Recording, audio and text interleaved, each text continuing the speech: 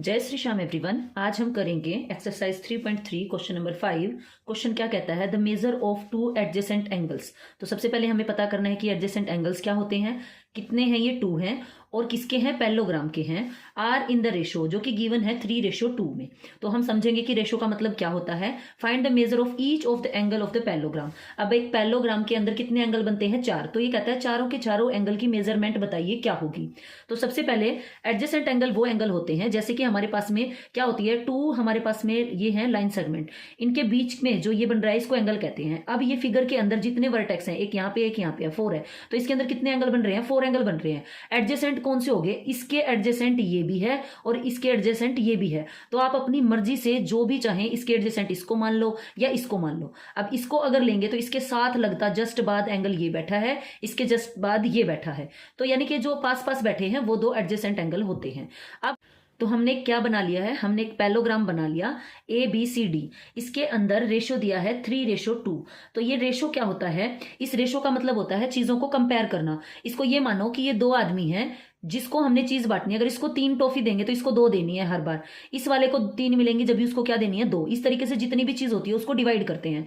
अब इसका तो वो जरूरी नहीं कि वो 3 है, इसका मतलब क्या होगा, 3 की टेबल, जैसे कि 3 1 3, 3 2 6, 3 3 9। तो इसमें से कोई भी नंबर हो सकता है, इसीलिए इसको क्या लेंगे 3x और इसको क्या लेंगे 2x, यानी ये कोई भी 2 का मल्टीपल। अगर मान लो मैं ऐसे देती जाऊं, मेरे पास बहुत सारी चीज है, एक जन को 3 चीज दे दी, दूसरे को 2, हर बार ऐसे देती जाऊंगी, ठीक है, हर बार ऐसे देती जाऊंगी, तो मेरे पास में कोई 3 का मल्टीपल आएगा कि नहीं आएगा, इसीलिए इसको 3x मानेंगे, इसको 2x। तो लेट मान लीजिए, लेट एडजेसेंट एंगल्स आर क्या मान ले, 3x एंड 2x, ठीक है। इसको मैं मान लेती हूं 3x और इसको मान लेती हूं 2x, ये मैंने मान लिया।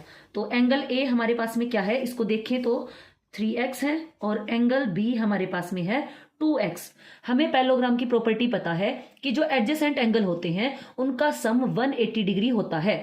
तो इन दोनों का सम भी क्या होगा, 180 डिग्री। तो हम लिखेंगे 3x plus 2x is equal to 180 degree. Reason देंगे यहां पे, sum of adjacent angle of a parallelogram, ठीक है। तो 3x में 2x को ऐड करेंगे तो हमारे पास में कितने x हो गए हैं, ये 5x is equal to 180 degree. Degree लगाना था भैया, एंगल के साथ डिग्री लगता है ना।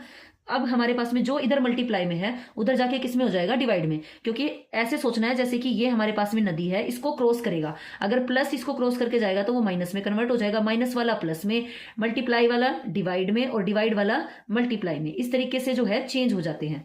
तो यहां पर हमारे पास में जो 5 है इसके मल्टीप्लाई में है, एक्स के कोई साइन नहीं है, तो ये डिवाइड में होगा। तो 180 को हम क्या करेंगे, 5 से डिवाइड करेंगे, यानी इसको फ्रैक्शन में लिखेंगे। तो आंसर हमारे पास में क्या रहेगा, 5 3 15, देन 3 बचेगा 0, 5 6 30 होता है। तो कितना आ गया हमारा, 36 डिग्री आ गया। अब ये हमारी x की वैल्यू निकली है कि वो 3 का कितना मल्टीपल होगा, वो चीज जो बट रही है। तो अब हमारे पास में एंगल A जो कि क्या था, 3x था, और एंगल B हमने क्या मान रखा था, 2x। अब इनकी एग्जैक्ट वैल्यू निकालते हैं क्या होगी।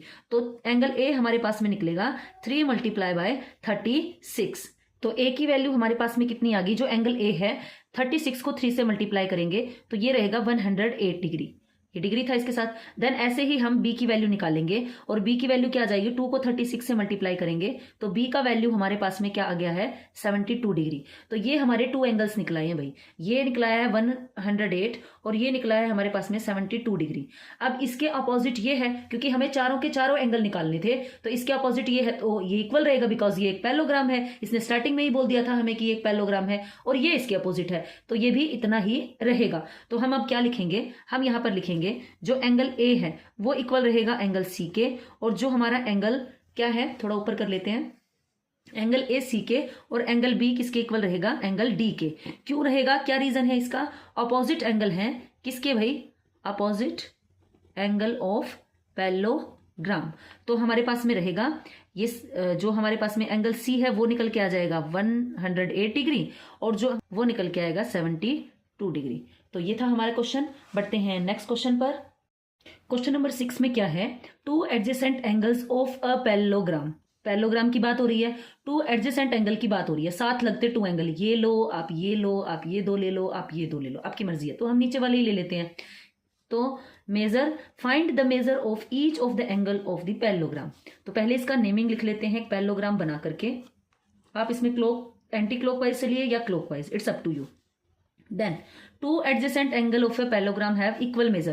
कहता है कि ये जो हमारे पास में दो एडजेसेंट एंगल है ये इक्वल मेजर के हैं। कैसे हैं ये? इक्वल।